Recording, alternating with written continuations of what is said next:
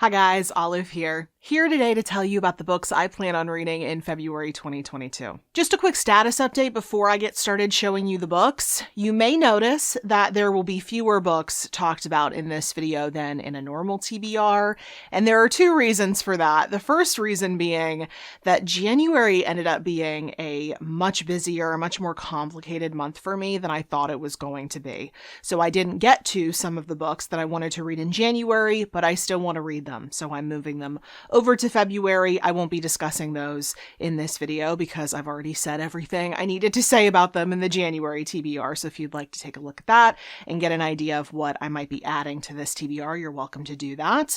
But also, I have a lot of writing to do this month. For whatever reason, I got a bunch of assignments all at once. I'm a professional freelance reviewer in addition to being a booktuber, in case you didn't know that about me. So I'm going to have to prioritize those books. I want to finish up some books from January. So all the books I'm going to be showing you in today's video are going to be the additional ones that I hope to get to after that. But now that that's out of the way, let me tell you about all of the additional books I'm hoping to take on in February. It's a very dreary, very dismal month here in Pittsburgh. February always is. It's my least favorite month weather-wise, so I will be spending a lot of time inside reading, which is good because I have a lot of reading to do. I will say I'm going to be doing a lot of my reading digitally this month. That's just kind of the way things worked out, whether they be electronic ARC copies or ebooks that I already own. I'm just kind of having a moment with my e-reader right now. I'm just loving reading on it. It's so much easier on my eyes. So I don't have a ton of pretty physical copies to show you, but I do have two physical copies that I can show you, and they just so happen to be 2 out of the 3 total fiction books that I'm hoping to read this month. So the first one is a backlist selection from one of my favorite authors. It's The Pleasing Hour by Lily King. This was actually her debut novel. It came out in 1999, and in it we follow an American au pair working for a family in Paris aboard their houseboat. It sounds really interesting, and this is actually 1 out of only 2 books that I have yet to read from Lily King's backlist. I've been going through and reading all of the books of hers I hadn't read yet, and I'm simultaneously excited to finish all of her novels, but then again, I'm kind of sad to think that once I've read them all, then I'll have to wait for her to put out a new one before I can have a new Lily King book. That's kind of sad, but I don't want that to put me off of reading her books because I love her writing. The other physical copy that I have to show you is The Position by Meg Wolitzer. This is another author whose bibliography I've been trying to get through. This book is about 4 siblings who have very conflicted feelings about this Joy of Sex-esque type book that their parents released together in the 1970s. They were very embarrassed by it as children, understandably so, but now as adults, they can't come to a consensus on whether or not that book should be reissued. From all of the Meg Wolitzer books I've read over the years, again, I've been trying to get through all of them, I've gathered that she's really interested in the concept of legacy, what we pass down to our children or even just the next generation. Like, that's something she chews on in a lot of her novels. And I'm assuming she's also going to be discussing that in this book just because of the synopsis. So I'm intrigued by this book for a number of reasons. And then the last novel that I would very much like to read in February is the newest one from Heather O'Neill. It's called When We Lost Our Heads. I know this one was originally supposed to come out on February 1st, but I just recently saw that they pushed that back to the 8th. I've noticed a lot of release dates getting shuffled around recently for whatever reason. So this one is coming out this month, and it's set in 19th century Montreal. We follow 2 young girls, Sadie and Marie. They become friends, they're separated, and then they find their way back together again. I know it's going to be about that and a whole lot more because this is Heather O'Neill we're talking about, so I'm expecting the unexpected. But now into the nonfiction books that I'm going to be reading in February. This first one one is actually one that I'm already listening to on audiobook. It's called Heartbreak, A Personal and Scientific Journey by Florence Williams. This is a memoir science combo.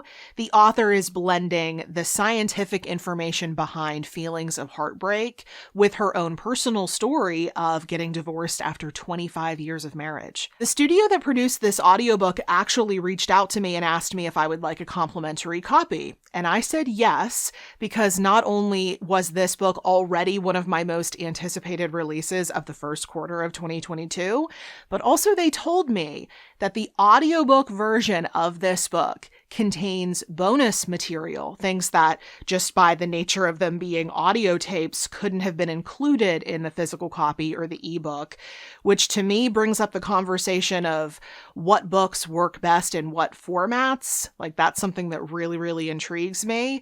But I said yes because it sounded like this was going to be a really, really entertaining audiobook experience. And I'm about 5 chapters in right now, and it is. I am obsessed with this book so far. The next nonfiction book that I will be taking on in February is one that I have been waiting on the holds list for months. I put All That She Carried by Tia Miles on my holds list back in November after I did my whole reacting to nonfiction book awards video back in Nonfiction November, because this book won the National Book Award for nonfiction in 2021. And of course, after that, everyone wanted to get their hands on it, including me. This book is the history of this modest cotton sack, and it's embroidered with a message. And we know that the author of that embroidered message is the great-granddaughter of that cotton sack's original owner. And that embroidered message tells the story of an enslaved mother and daughter who were separated when the daughter was only 9 years old. The author of this book is a historian, and she does some sleuthing to try to figure out who the people in that embroidered message may have been. She talks about them in the larger context of slavery, what would have been going on at the time and in their lives, what the contents of that bag may have said about the types of lives that they may have lived.